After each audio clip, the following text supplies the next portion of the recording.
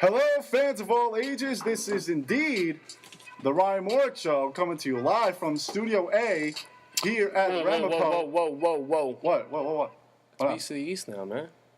I'm here, man. Oh, you're here. Try that again. All right. Try that again. Hold on. Allow me to reintroduce myself. My name is Hello, fans of all ages. We are indeed the Beasts of the East.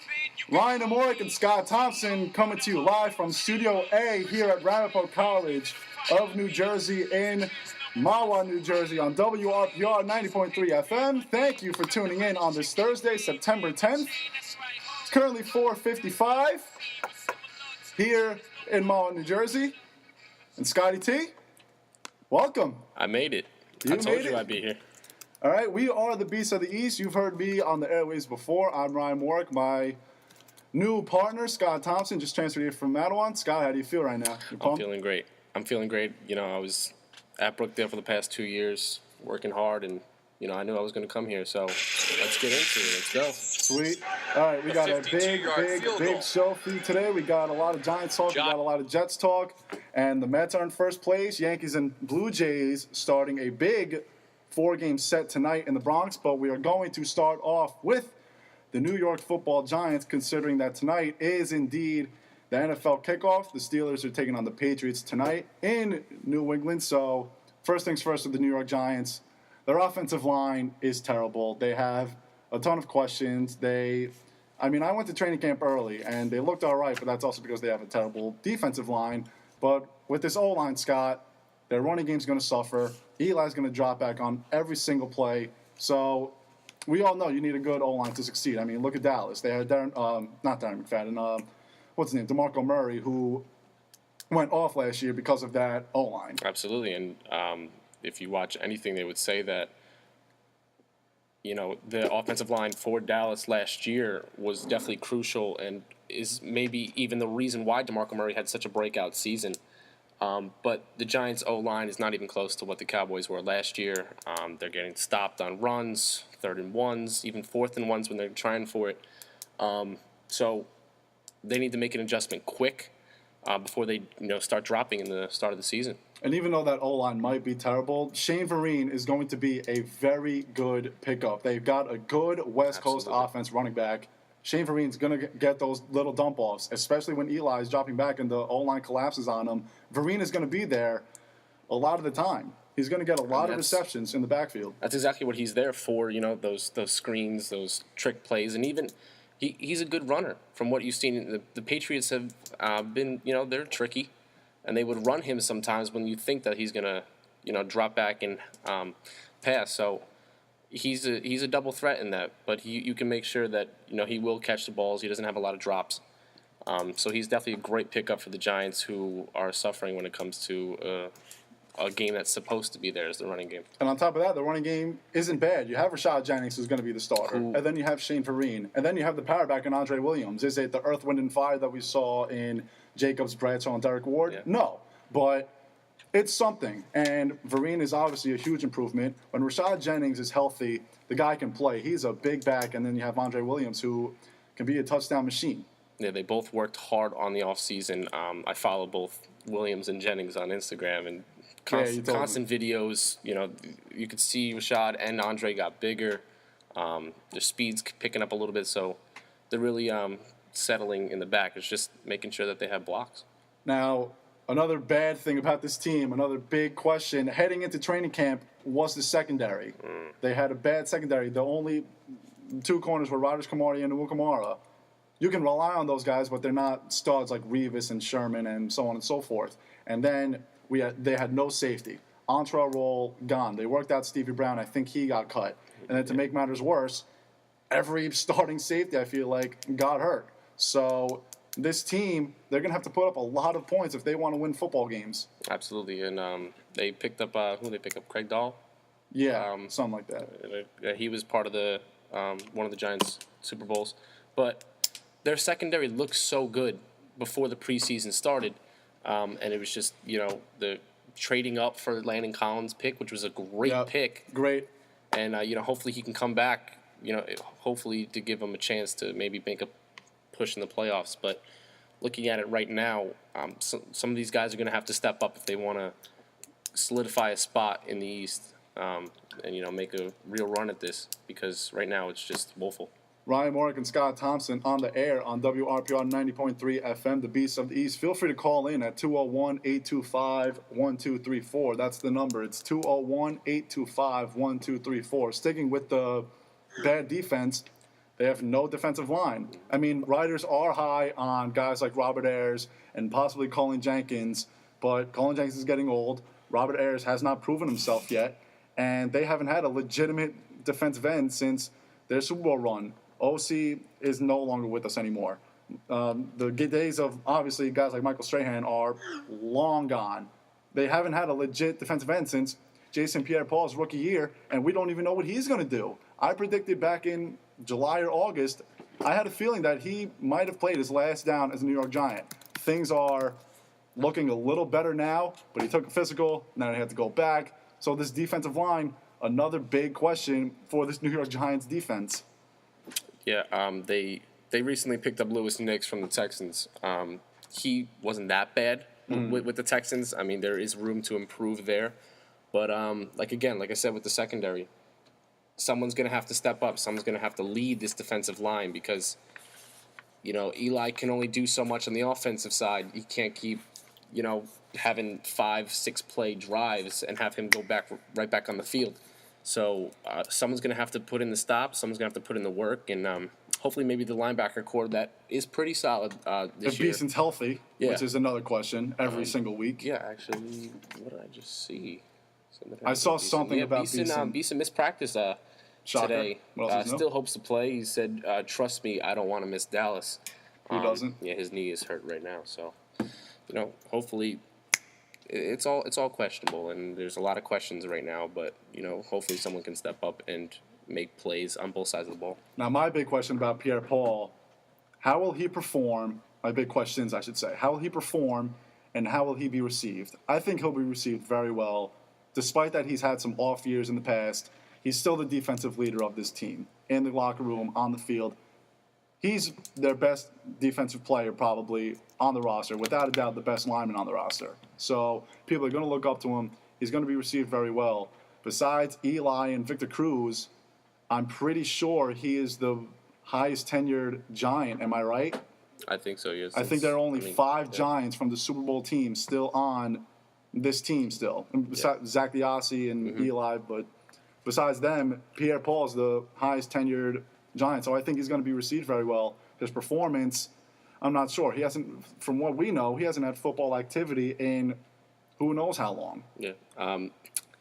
I might have to disagree with you a little bit on being received well. I might think it might be 50-50 because, like you said, he is a leader of this squad. And to me, if he wanted to be a leader, I understand he's embarrassed about what happened, to him.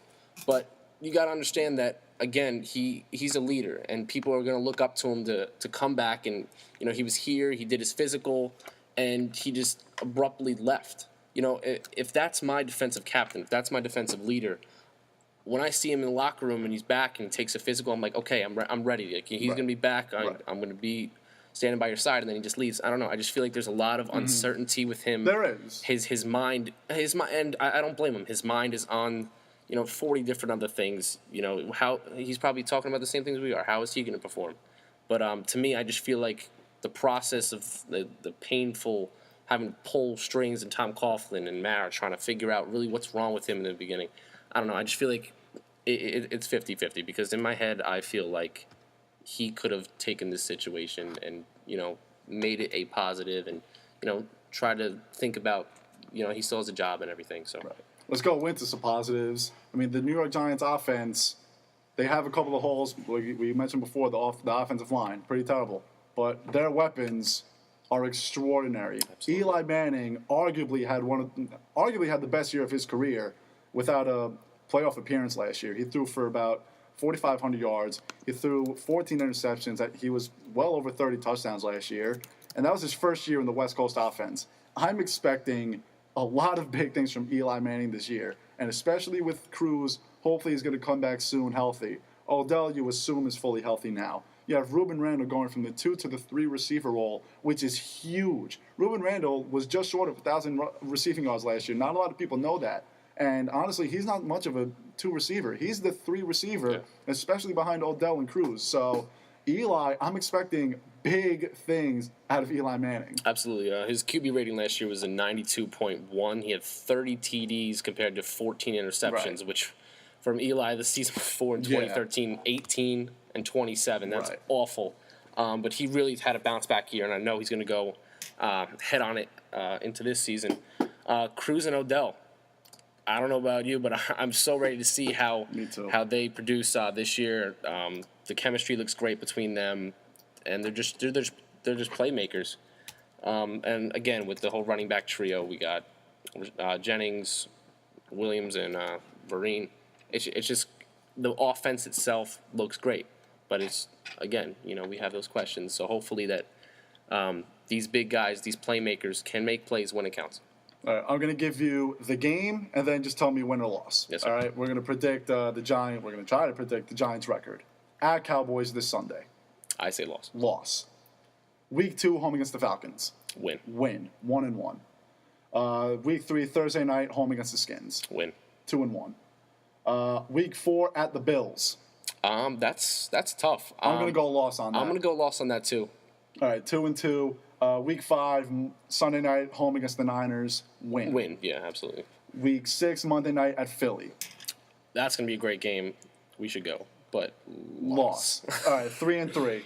October 25th, Week 7, Sunday, 4:25 game, home against Dallas. Win, I think. They're going to split. I think you have to assume they're going to split with Philly and Dallas, but sweep Washington. Week 8 at New Orleans. I think that's a win, actually. I do. I think Jimmy Graham's going to be a big loss to Drew Brees. And he is. Even though the secondary is a little rough, maybe they'll make pushes by then, and hopefully everyone solidifies a spot. So I'm going to say win. All right, I'm going loss on that. So what do we have? You have 5-3, I have 4-4. Yeah. Week 9 at Bucks, 4:00.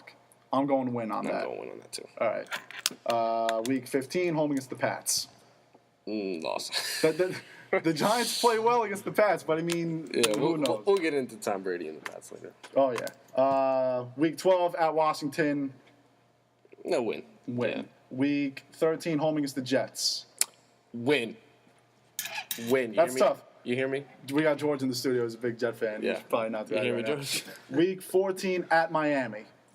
I say loss. Loss. I say loss. Jarvis Landry this preseason has been great. Yep. Week 15, home against Carolina. Win. Week 16 at Vikings. Win.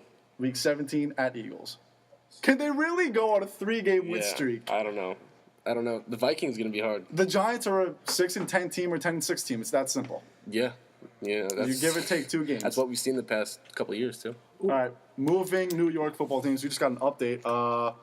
Giants and Eli Manning finalizing a 4-year, $84 million extension. Woo-hoo. So I like that. I heard that they wanted to get a contract in. Thanks to our buddy Brandon, big Giant fan, also in the studio with us. We got George and Brandon are like the Ruco of the Michael K. Yeah, they're like the Skippies. Yeah. They're the Skippies. They're great. That's what they are. All right, we got Jets talk. The Jets, they look besides the quarterback position, they look a lot more promising than the New York Giants. And we're going to start with their big moves in the offseason. Darrelle Revis, Antonio Cromartie, great players, great chemistry. Obviously, it can't hurt. Darrelle Revis, I think, is the best cornerback in the game. So it's that simple. These two guys, they wanted to be back, and they are back. So they have something to prove this season. I mean, we said they had a great defense last year, and they boosted it. They got Leonard Williams. Sheldon Richardson, if and when he comes back, it's going to be that much better. And then when you have Darrelle Revis and Antonio Cromartie, those guys have such good – I'm a big advocate in chemistry. And on top of that, they're great players. They are great players. They made this defense from arguably a BP plus to an AA plus defense. Yeah, absolutely. They've even shown in the preseasons from the time that they've been on the field, the limited time. Cromartie, Revis shut down as always. Leonard Williams and Sheldon Richardson making a push. Is Richardson still will be suspended for the first couple of games, Richardson, right? 4 games? 4 games. 4 games. But I don't if I make eye contact with you, you can talk. If I make eye contact with you, you can talk. But yeah, I don't see that it being a threat as much. But I think that the defense is going to do well, and also with their offense, I don't think that Fitz is going to be bad. And Ryan, want to talk about that a little bit? If the Jets had Eli Manning, they are favorites to win the Super Bowl. Well, absolutely. Well, they don't have Eli Manning. They have whatever you just said, Ryan Fitzgerald. Is that his name? Ryan Fitzpatrick. Ryan Fitzpatrick. Yeah, same thing. That's what I said. I don't know. It's either Fitz is going to take away from the team, or the rest of the team is going to outweigh what we're assuming is going to be poor quarterback play. So he hasn't done bad in the preseason. He's making his throws. You don't see him and his wide receivers off key. From what I see, he's doing pretty well right now. But what is that? Oh, that's this thing. This thing's making weird noises. Oh, wow. All right, try to ignore that because I really have no idea how to turn that off. But we'll try to ignore it as much as possible. Anyway. Think about it, though. Oh, we got a caller calling in. Hold on really quickly. Hold on. Hello, who is this? Oh, hold on. Hold on, let me turn your... Hello, who is this? Anthony, how you doing, man? This is actually my cousin, Anthony. Anthony, what's up, man?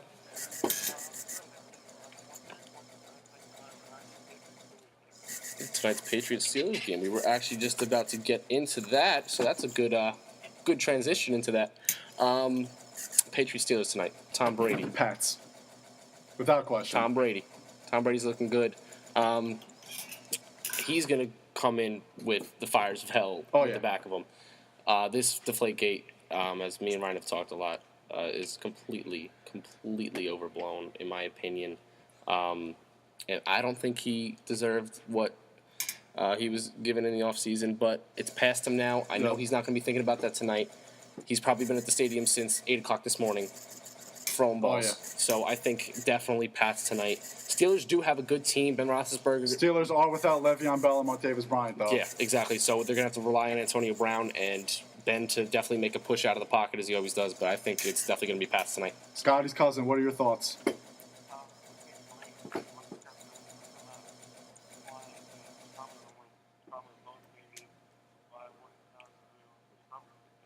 Yeah. I agree 100%. Yeah. All right, Ant. Yeah. All right, Anthony, thanks a lot for the call. You're the first. You're the first caller. You're the first non-guest to ever call in. So thank you very much for the phone call, and thanks for listening. We'll talk to you later. All right, take care, man. So, yeah, I mean, Pats, I think it's Pats, no question. We talked about it off the air this morning. Brady gets pumped up for any game whatsoever. Yeah. Now he's off his suspension, and now he's hyped up. It's opening night, off suspension, opening night. Everything is going his way. Yeah. So what do you want to do? You want to go into Week 1 predictions? We got to go Week 1 predictions. Hold on, let me...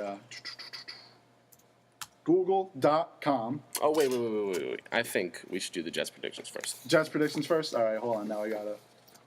Go back a little bit. All right, well, Week 1, Cleveland. Week 1, Cleveland? That's a nice, solid win. That's a W. Week 2 is against the...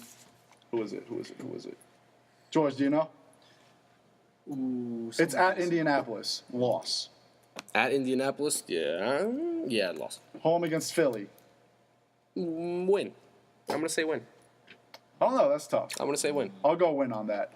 Week 4, loss. Well, it's going to be a loss. At Dolphins. At Dolphins. It's not at Dolphins. It's in London. It's in London. Still loss. All right, still a loss. Home against the Redskins. Win. At New England. Win.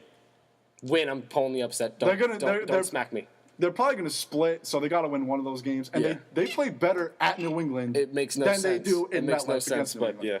At Oakland. That game, since you think they're going to be the Patriots, they're probably going to lose to the Raiders. I'm going to still say win. All right, win. Home against the Jaguars. A win. That would be a 4-game win streak. Home against the Buffalo on Thursday night. Rex Ryan's return. Loss. George is putting up the W in the back. George, you won't ever even be a W. I am going to go W. I think that Jets defense can stop the run game. At Houston, I'm going to go loss. Loss at Houston? Yeah. depends on what Brian Hoyer does in the beginning, but That's true. I'm gonna go win.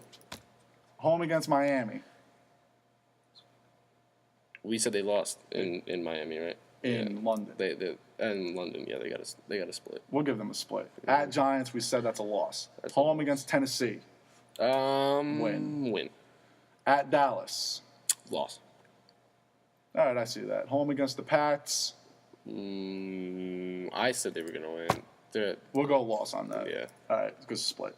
And then Week 17 at Buffalo. At Buffalo, they win. So I have them right now. What is that? 10-6 again.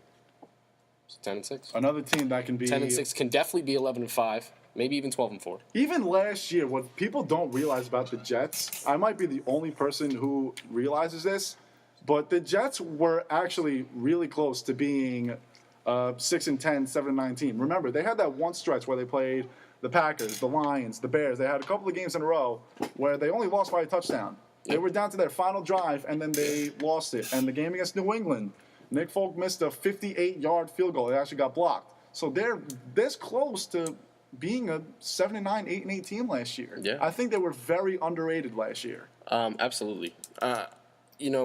Being a Giants fan, I don't focus, much on the Jets. But this year, I can't help but to, see what this team can do because they have all the stops. And, I said this in the preseason. Rex Ryan was praying for this team. And, but I think that Todd Bowles is going to do a great job with this team this year. And hopefully when Geno comes back, this team will definitely have a good push to the playoffs because I know he's going to be coming back head on too. That's it for the Jets. That's it for the Giants. Here we go with our Week 1 prediction. We should keep track of this. Let's do a little Week 1 scoreboard. Oh, okay. Like Howie, Michael, Bill, Okay. Shannon, Chris. Too bad we got Ryan, Scott, Brandon, and George. Brandon and George are going to get All right, in here on we this go. also. Here we go. All right. What we got? Well, we'll talk about right. tonight's game. Who's everyone got? All right. I got Pats over the Steelers. Brandon. Give me Pats. Wait, hold on. Say that again. Your mic was off. Yeah, I'll Put take the my Pats. mic on! I'll take the Pats. We need that soundbite. All right, Brandon's going Pats. I'll go Pats. George is going Pats by double digits. double digits. All right, I see And, that. yeah. What Everyone was Pats all the way through. What was the line, Brandon? That was a 7. Brandon is Pats. our Vegas expert. Yep. So if you want gambling advice, talk to him. Packers at Chicago. Packers. Packers. Give me the Pack also. Packers. Chiefs at Texans. Give me the Texans. Texans are home. Chiefs. Chiefs for George. I'll go Texans. I'm gonna go Texans too. Browns at Jets. Jets. Jets. Consensus Jets pick, I believe. Jets. Jets. Colts at Bills. I'm going Colts. Colts. Bills. Bills. All right. Dolphins at Skins. Dolphins. Dolphins. Dolphins. Panthers at Jags. Give me the Jags. All right. That's actually That not a bad actually pick. isn't a bad pick. Jags. All George right. says Jags. I'm gonna say Panthers. All right. Seahawks at Rams. Seahawks. Yeah, give It's me the going to be a Hawks. close game, but I'll Closer than people expect. Give me the Hawks. No. because the Rams defensive line can hold Marshawn Lynch. Yes. They're very good. The Rams are very underrated, but I'm going to go Seahawks anyway. Saints at Cardinals. Give me the Cardinals in that one. Yeah, give me the Cardinals also. I'm gonna take the Saints. I have high feelings on the Cardinals this year. I'm gonna take Tough. the Saints. Cardinals. Lions at Chargers. Give me the Chargers. Teams don't usually play well when they travel out west. Right. Good point. Okay. I do like the Lions offense, though. How's the Chargers D? Are they any good? Defensive line, very good. Secondary, definitely a question. Give me the Lions. Lions. Yeah, I'm gonna go Lions too. Titans at Bucks. I can't wait to Oh, I watch that cannot game. wait. Yeah. Mariota if, versus if you Winston. want to see this next generation, you better tune in for this game. Oh yeah, without question. If you can. I'm going to say Vincent Jackson to Huh? Bucks for me. yeah, Bucks. That's what I'm trying to say right now. Bucks Jesus. for me. Winston's the real deal. Winston Bucks. to I'm Jackson. going to go with the all Titans. I think the Titans are a better overall team. That is a good point. I'm going Bucks. Bengals at Raiders. Bengals. Bengals. All together now. All Ravens at Broncos. Yeah, the Broncos. Payne's not getting beat on opening day. Ravens. Agreed. Did you say Ray George, you said- Rice? I said Ravens. I thought you said Ray No. Rice. I was like, what? Harris Giants and making his Cowboys. I'm going Cowboys. I'm Pains going me to say it. I'm going Giants. You know what? I'm the Giants fan. I'm gonna be optimistic. I do have a lot of faith in the Giants, though. Nah, it's the Cowboys. It's definitely the Cowboys week 1. Giants. My professional. That boy prediction. George. Way to put your differences. Boy aside. George straight. Boy George. Come on. What? I said Giants. Oh, I didn't hear you. Yeah, Okay. you said All right. Monday Night Football, first game, Eagles at Falcons. Give me the Falcons, please. Eagles. Ooh. Oh, Eagles too. What was that? Eagles. Yeah, Eagles too. All right. Wow. I'm surprised. I'm the only Falcons guy. What? Eagles. No one likes Chip it. Kelly's Chip a Kelly. genius. Chip Kelly. Guy's a genius. Sam Bradford, real If deal. you ever need like a reason to say Eagles are winning, just say Chip Kelly, and then you just make whoever you're talking with look stupid. Vikings at 49ers. Give me the Vikings. Teddy Bridgewater looks real this year. Yeah, I'm gonna take the Vikings. I'm too. going to take the Vikings. I'm going to take the 49ers. You're gonna take the 49ers. Their Yeah. entire defense Duh. is gone. I'm still taking Scott, come on. Orioles? Come on, hit me with it. Orioles, bro. No. Niners, bro.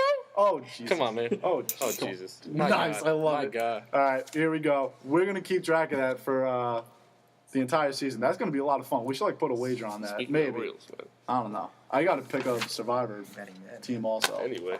I don't know who I should pick. Anyway. Scotty T, you ready for this? Update time. All right, ladies and gentlemen, we got Ramapo Roadrunner updates. Men's soccer this weekend took home the President's Cup trophy on Sunday by taking down Elms College 5-1. They followed that up with a 3-0 victory against Purchase College Tuesday, improving to 3-0-1. Ryan Campbell with the hat trick. He has a team-high 6 goals on the year. Ramapo's men's soccer is back in action on Saturday when they travel to Willimantic, Connecticut to take on Eastern Connecticut. The women's soccer team took on New Paltz yesterday, winning 5-1 on Nani Vizcaíno's hat trick. Roadrunners moved to 3-0 on the season. Back in action on Sunday, they take on Centenary College here at Ramapo at 1 p.m. On to field hockey. They lost to Western Connecticut Tuesday, 3-0. They moved to 1-1 on the year. They are back in action on Saturday when they take on Marywood University on the athletic field turf here at Ramapo at 1. Women's tennis currently underway in Rutgers, Newark. Women's volleyball will take on Cairn University at the Bradley Center at 11 a.m. Saturday, followed by a game against Emmanuel College. It's a doubleheader. So on to pro updates. Mets had arguably their best series win in the last decade, all come from behind wins, sweeping the Nats. Last night, Kelly Johnson tied it up at 2 with a solo home run in the top of the 8th. 4 batters later, Yoenis Cespedes saved the day.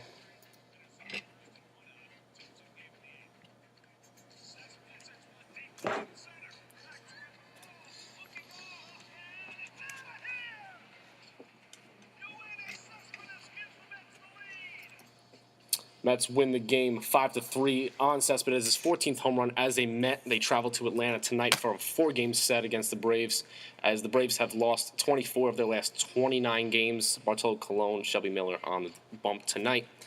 Yankees lost rubber game against the Orioles last night. Stephen Drew with a costly error that led to 2 unearned runs. Orioles won 4-3. AL East, led by the Blue Jays, lost last night, so the Yankees stay at 1.5 games back of Toronto. And Toronto's in town tonight. Series starts 4-game series against Toronto in the Bronx. Tonight is Severino Price. That's going to be a great game. Oh, yeah. On to football news. Victor Cruz did not practice today. Still uncertain for the season opener in Dallas on Sunday night.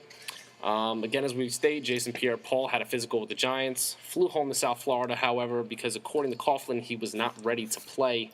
The Giants have signed linebacker Jasper Brinkley, and they also signed Lewis Nix and cornerback Asa Jackson off of waivers earlier this week. The Jets added Chris Owasu again and placed D. Milliner on the short-term injured reserve. The Jets will take on the Browns on Sunday in the season opener. Games at 1 p.m. at MetLife Stadium.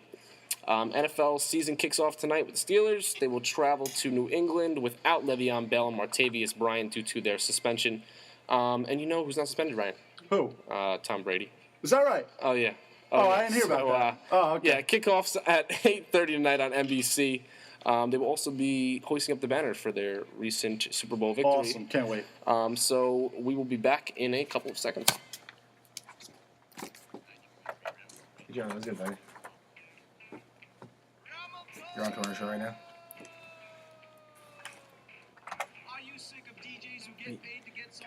Yeah.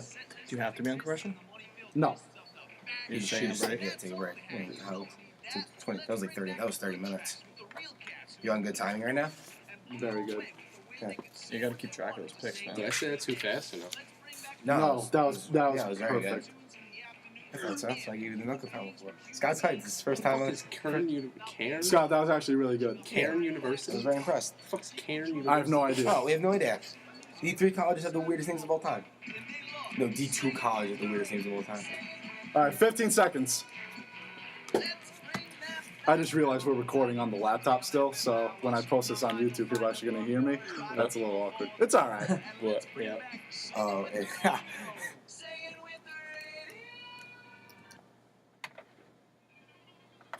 Beast of the East, Ryan Morik and Scott Thompson. Hold on. Dun, dun, dun. Oh, that's the best song ever. Here we are, back here live from Studio A here at Ramapo College of New Jersey in Mahwah, New Jersey. I want to give Scotty T the applause on his first update. So hold on, wait, no, that's the wrong button. There we go, Scott. Thank you. Appreciate it. Please hold it. Oh, you're too kind. That's a machine, Scott. Yeah, I know. People actually aren't clapping. I pictured it in my head. Oh, okay. All right. So football talk over. We're going to talk about the team that's in first place in the National League East. That's Uh-oh. What team's in first? What's that other team name? Oh, George, what's the name? Oh, Brandon? what is it? I think it's the Mets. Oh, it's the Mets! Mets, baby. It's the Mets, baby. 7 games ahead. And I got to tell you, it's Yoenis Cespedes. It's all about Yoenis Cespedes right now. You just heard on the clip that he had the game-winning home run last night. And we were all talking about this before the show started. He is a legitimate contender for the National League MVP. I love him. You love him. We all love him. Quick stat. Yoenis Cespedes, since coming to the team is 26-11. He's just on fire right now, and that's not even a good way to put it. He's contributing in the field. He's contributing at bat, timely at bats. He's lifting the spirits of his other teammates. The chemistry is insane with these guys. Pitching, hitting, fielding, it's all there. And this is a great time to have it too, going into the playoff race. I mean, you hit the nail on the head. Yoenis Cespedes has been unbelievable, and we know odds are he's going to be a rental. But you know what? Sandy Alderson doesn't care. The Wilpons, as bad of owners they are, they don't care. They want to win now, and Yeah. I thought they made a great trade. Zach Wheeler was the guy who was rumored to be traded for Cespedes. He was on the move for Carlos Gomez the night Wilmer Flores couldn't contain himself on the ball field. And the Mets won this trade, and they especially won this trade even if Cespedes is a whatever, even if he's a rental, even if he's not here for the 2016 season. He's the reason why the Mets have won this trade so far, because if Yoenis Cespedes, you put his numbers in a 162-game season, he has 162 RBIs, he has about 37 home runs. That's MVP numbers right there. The only thing that's going to stop him from winning MVP, though, is the fact that he was traded from an American League team to a National League team. Is this a legitimate argument? Let's say Yoenis Cespedes played in the National League before he got traded to the Mets for whatever team he was on. He gets traded to the Mets. Is he still a front runner? Well, is he the front runner for National League MVP? Because the reason why he's not going to win is because he went from American League to National League. Yeah. So you're saying if he was there the whole time, or are you saying? I'm saying, let's say he started the year off with another National League team. And made. Yeah. I mean, I don't see why not. You're still in the same league, in my opinion, but it really does make a difference. Brandon, we talked about it before also. We said it on Twitter. I mean, I said it before. Cespedes is not an MVP because of that. What do you think? If he started with a National League team, I think if he started with a National League team, it would be just as close between him and Harper. You look at both of their numbers, you can't be mad with whichever one of them wins the league, whichever one wins MVP, because they're both having tremendous years. The only thing that separates them right now is that Cespedes is playing for a playoff team, and Bryce Harper is going to be watching the playoffs from at home. So I think if you're looking at it from that aspect, I think Cespedes deserves it. But when it comes down to it, Bryce Harper will probably be the NL MVP. Let's be real, though. The title is most valuable player. Don't get me wrong. Bryce Harper is the reason why the Nationals are above 500 right now. Just look at his numbers. Look at his numbers. He's batting, what, 336? He has 35 home runs. 36 after last night. I mean, the guy, he's having his career year. He was due to finally step it up and do something. And it stinks that the rest of his team isn't panning out. Zimmerman has not been what he was. Doug Fister got removed from the bullpen, removed from the rotation. Scherzer really hasn't done anything since the All-Star break. Let's be honest. Yeah. Ian Desmond has been a question mark. Ryan Zimmerman has been so-so. He's been their clutch hitter though for this season and really the last 5 seasons. Who else? Jason Worth has been abysmal. Abysmal is the word. My cousin actually lives down in Washington right now, and he goes to the bars and they just want to kill the Nats.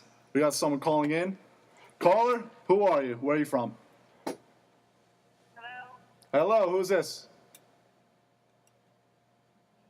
Hello? No? All right. Our first dropped caller. Our first drop. We got... Hold on. Nope, that's an apple. First drop caller. Clap it up. Clap it up. Well, back to what I was saying. I low-key think that she hung up because I'm not really looking at this because I'm not expecting callers, but... Well, she said hello. Yeah, right? Call back. Please, call back. All right, anyway, what was I talking about? I was talking about... we were talking about Jason Worth and how bad he was. Jason Worth and how bad he was. Yeah, Jason Worth and how bad he was. Yeah, he's awful this year, but just looking at both teams, the Mets on one side, everything's clicking. Players who may not have the numbers are producing when they need to, and the Nats are just giving away games. Left and right. And this isn't the time to do it. George, we talked about it before. The reason why, this is the first time the Mets have had a lead 7 games this late in the year since 2007. We all know the collapse. But the difference between this year and 2007 is because, first of all, this year's Mets team is a better team. Second of all, the team that won the division, the Phillies, we said before, they were a legitimately good ball club. The Nationals cannot play. So the Mets, I mean, I don't want to say because we've seen collapses. The Yankees lost a 7-game lead in 16 games back in July and August. But I think it's safe to say that this division is theirs. Yeah, I think so. I don't think they're going to blow it again. The Nationals can't put together that many wins in 20 games left. They'd have to go something like 15-5. And Bryce Harper is the offense by himself. Yeah, exactly. And what was I just going to say? Like I said before, the Nationals are not good. They have Bryce Harper. They have Scherzer, who, like I said before, hasn't done much since the All-Star break. And that's it. The Nationals can't play baseball, and the Mets are a World Series contender. The Nationals can't compete with the Mets. The Nationals just got swept twice in a row, once at Citi Field, and then once in Washington. They can't compete. There's your 7 games right there. Exactly. Exactly. Just right now, it's just really not looking good for the Nats. Honestly, I give up on them.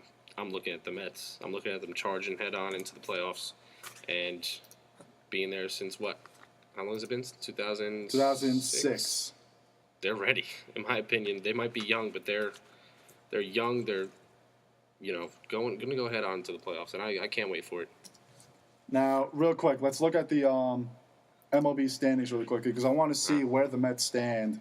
If the playoffs ended today, where would they be? They're leading the NL East by 7 games. Which is huge. The wild card is Pittsburgh and the Cubs, and there's really no question about it. Unless if Pittsburgh makes a comeback in the Central, but the 3 Central teams are going to make the postseason. The Dodgers are up by 8.5 games. So it's most likely going to be St. Louis versus Pittsburgh or Chicago. Yeah. Right now, the Dodgers are 2 games ahead of the Mets. So if the season ended today, the Dodgers would have home field against the Mets. So you have Kershaw and Greinke, DeGrom and Harvey. We'll get into Harvey in a moment. We have Syndergaard. They have Cologne, who is a veteran, but the guy somehow knows how to throw. Yeah. And Jonathan Neese, he's there when you need him sometimes. And now Steven Matz is back. Mm-hmm. And honestly, I think the Dodgers' offense is a little bit overrated. The Mets have had the best offense, without a doubt. Well, I shouldn't say that. They have Toronto to go up against. Oh, yeah. But they've had one of the best offenses since the All-Star break. So, best of 5 series. Let's assume right now that Harvey is on his pitch limit with 60 pitches. Again, we'll get into that soon. Who wins that series? I think the Mets can do it. And the Mets can do it on this one thing. If Harvey is set up to a pitch limit, in my opinion, the bullpen's going to be a key factor for this team to make a push. Me and George were talking about it the other day. Tyler Clippard pitches every single game if you look back. He's exhausted, and he was getting a little banged up yesterday.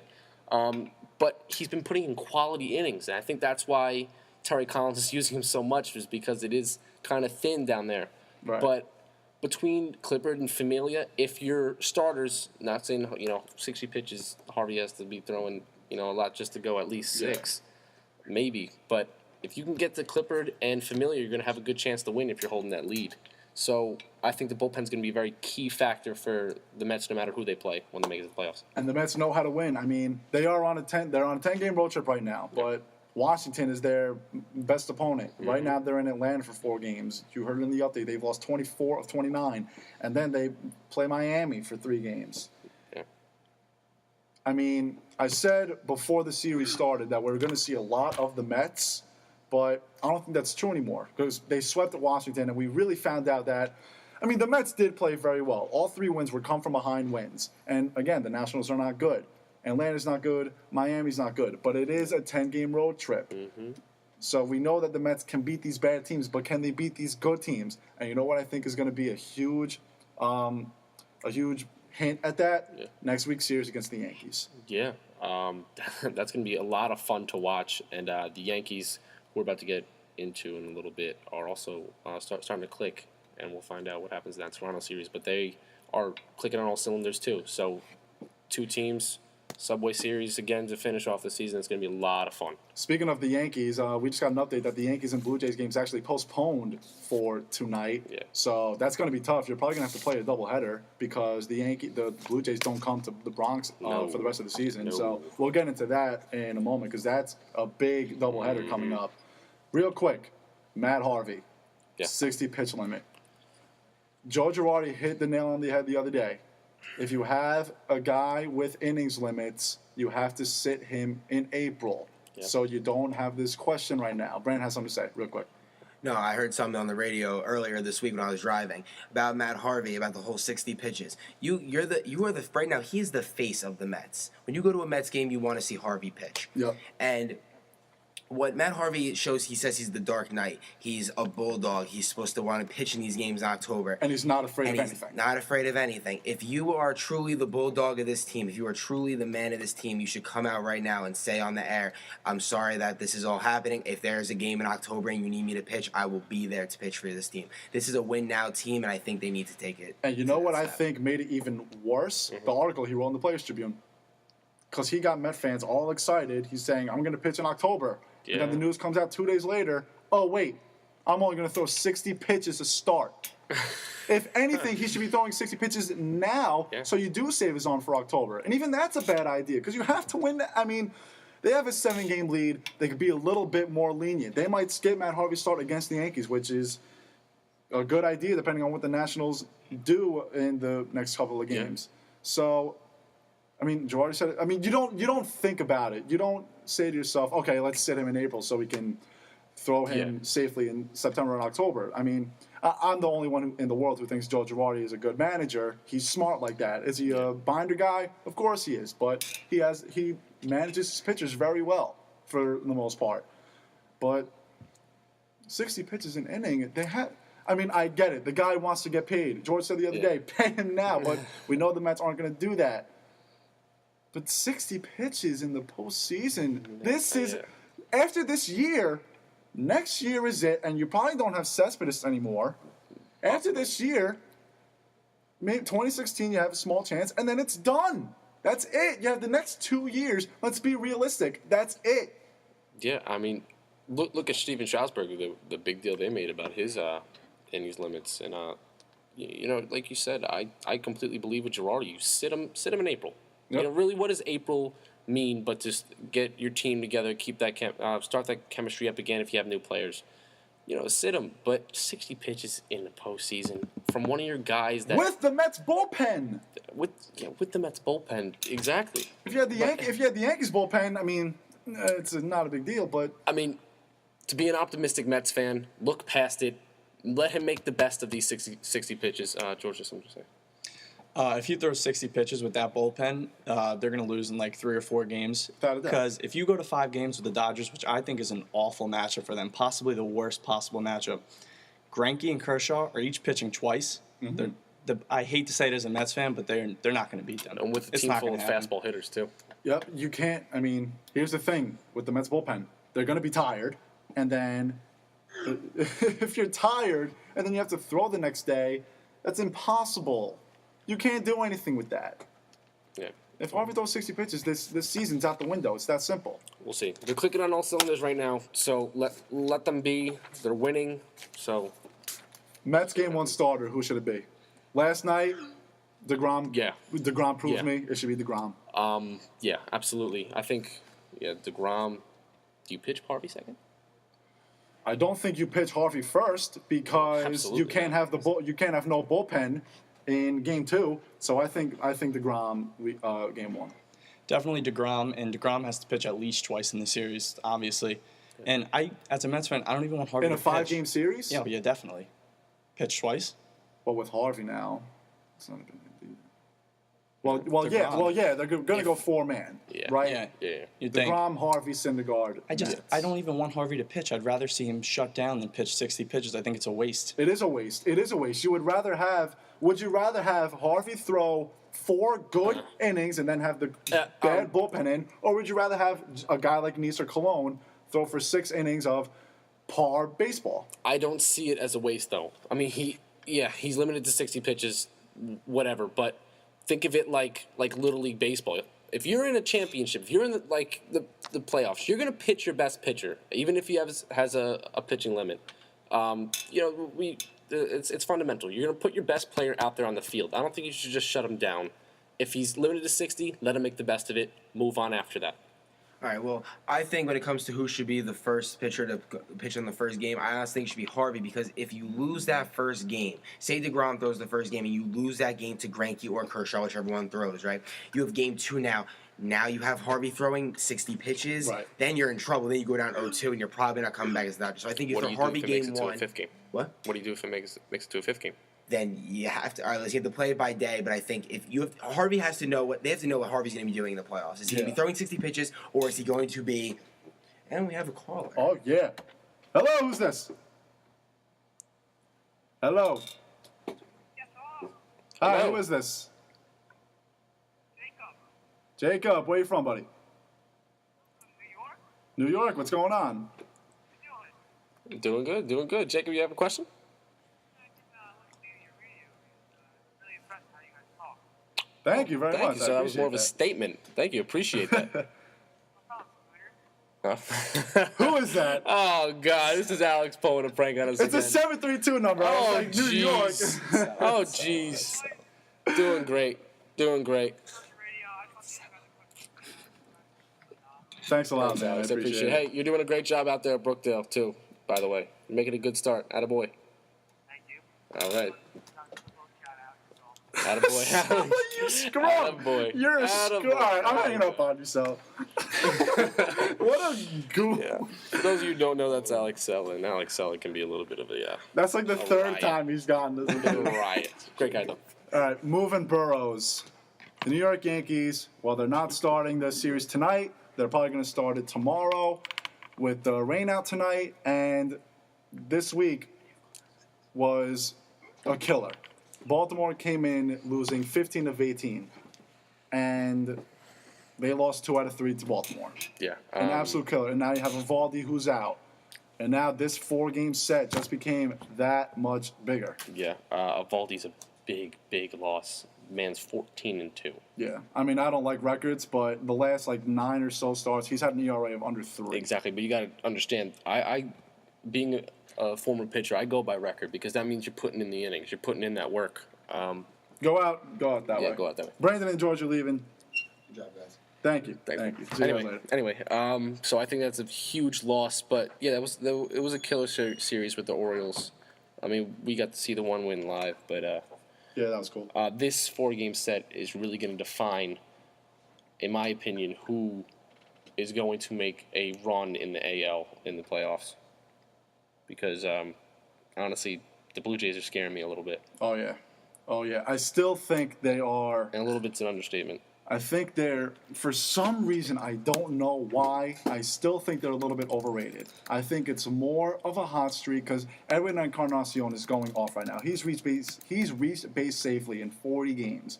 And Bautista's finally starting to tee off. Let's be real. Tulowitzki has not done much since he's been on the Blue Jays. And another thing, David Price only throws once every 5th day. So it's not like David Price and Troy Tulowitzki are the saviors of this ball club. If you want me to be honest, I think Toronto goes on this hot streak with or without those two guys. Yeah.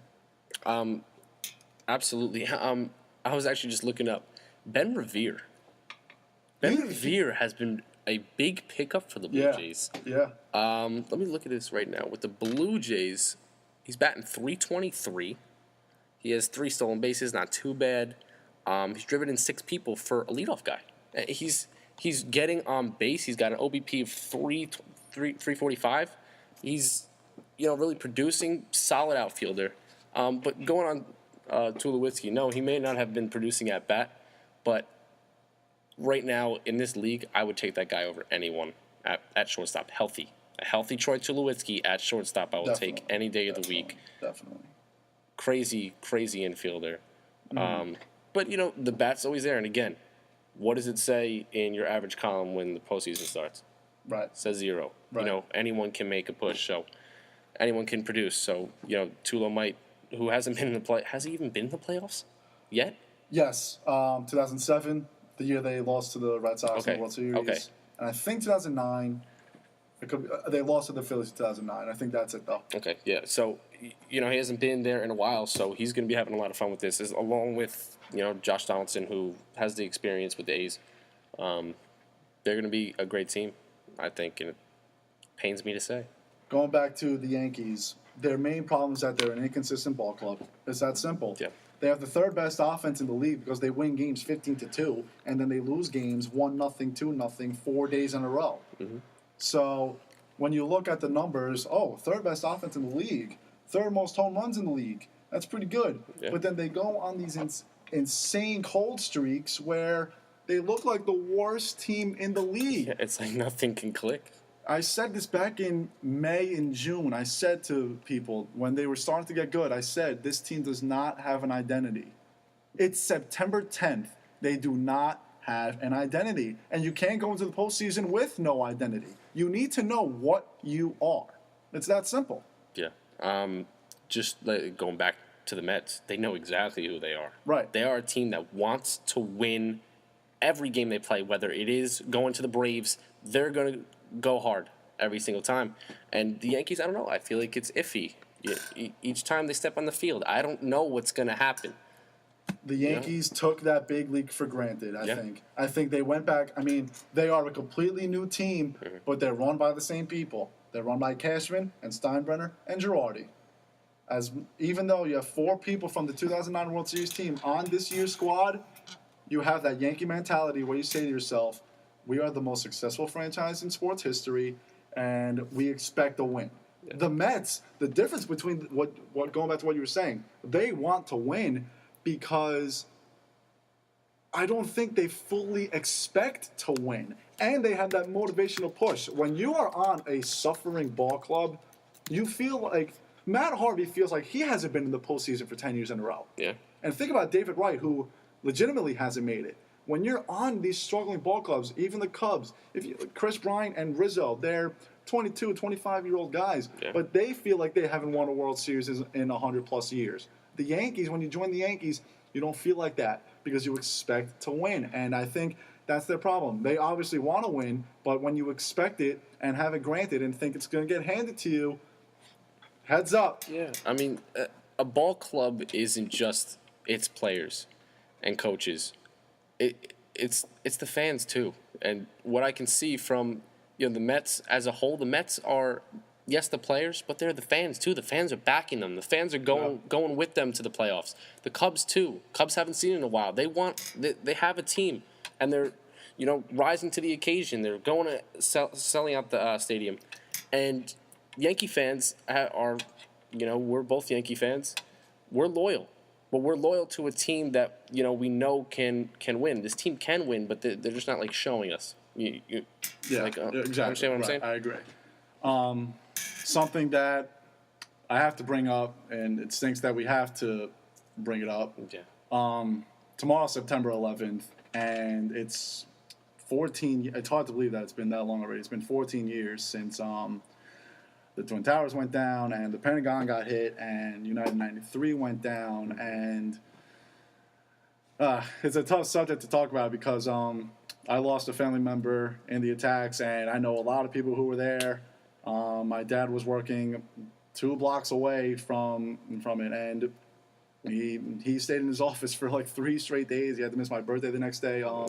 But it's times like this where, I'm going to bring it back to the sports thing. Last year, before this show got started, I did a podcast where I counted down my 5 favorite moments where America was hurt and sports came to bring the country back to life, essentially. And I ranked Mike Piazza's home run number 1. Oh, that was great. Unbelievable. That was great. We were both 6 years old when that happened, and I still remember that. Yeah, it was unbelievable. But we just want to send our condolences to anyone listening who has family members that have lost. I know my friend Amanda's listening.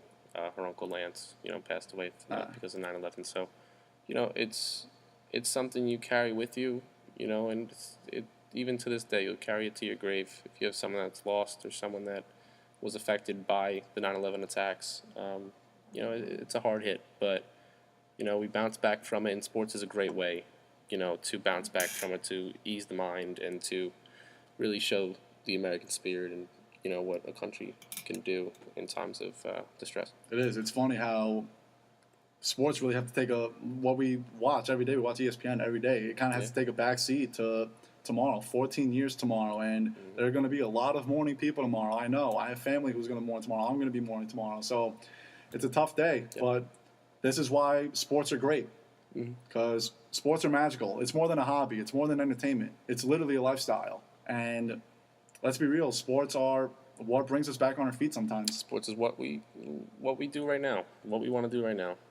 It's a passion. It's a lifestyle. It's everything to us. So, sports is a great way not only to have fun, but to also care for one another and to join people together when, times aren't as good. Tough to do a segue after that, but this is Ryan Morik and Scott Thompson on WRPR 90.3, the Beast of the East. Thanks for tuning in. We'll be right back with our Beast of the Week. Oh, yeah. After this. Hey, this is Flea from the Red Hot Chili Peppers from Rad. I'm here to remind you that drunk drivers are still a major killer of young adults in this country. So always choose a designated driver. And remember, music lives. You should too.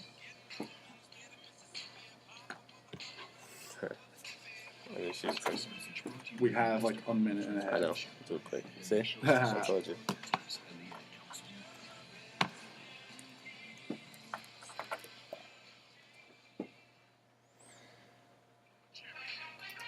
Dun, dun, dun, dun. Here we go.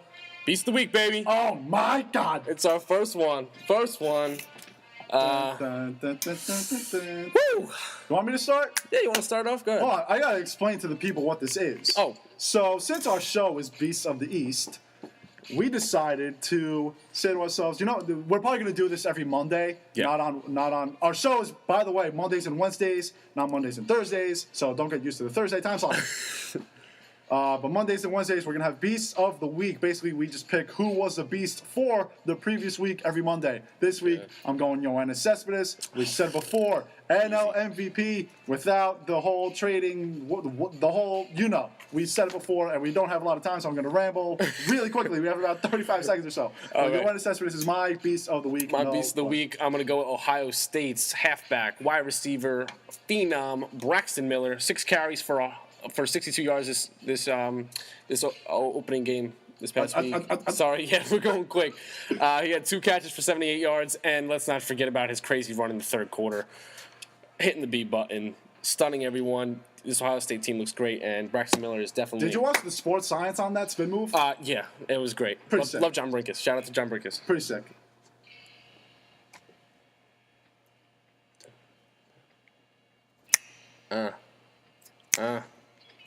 You know what it is. Ladies and gentlemen, that is it for the debut show of Beasts of the East. Ryan Morik and Scott Thompson, thank you for tuning in. Did you have fun? Yeah, I had a lot of fun. Yeah, Did you have fun? Yeah, we had Welcome fun. to the squad. Woo! We gotta go to class, man. Yeah, we gotta go to class. We have Oh, well. class. It happens.